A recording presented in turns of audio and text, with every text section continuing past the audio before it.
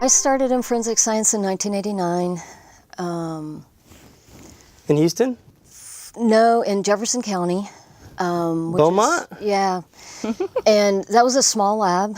And I think one of the benefits to me was because it was a small lab, we were able to cross-train. And so I have a background in a couple different disciplines. And after a few years, I was fortunate enough to become the lab director. So as a lab director, typically in the smaller labs in forensic science, the lab director acts as the quality manager. It's just the way it is in a lot of labs, and that's the way it was there. And so I was there for 14 years, and left there following my husband's career across the state, and came to what was then the HPD crime lab in 2007. My title was actually lab manager, but I function as the quality manager.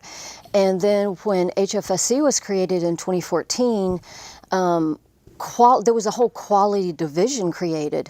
And I think one of the really neat things about us is we are at the corporate level, so we report directly to Peter.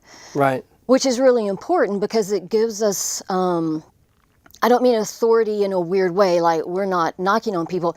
I'm just saying we are at the level in the company where we can make decisions and we can do things like the blinds.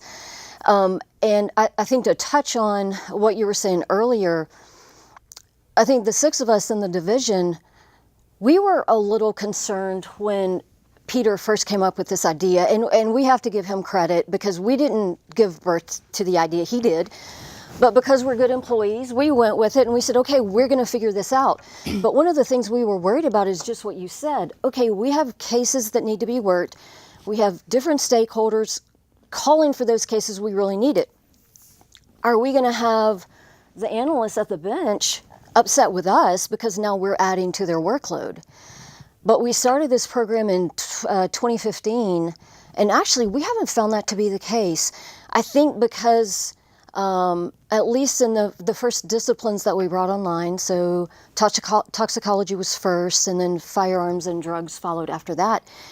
I think those analysts are just so used to it that I don't want to speak for them, but I don't think they think it adds to their workload. It's just part of HFSC. It's part of our quality division. Posting reports is part of our transparency. I don't think they even think about it anymore. They just work the case that they're assigned.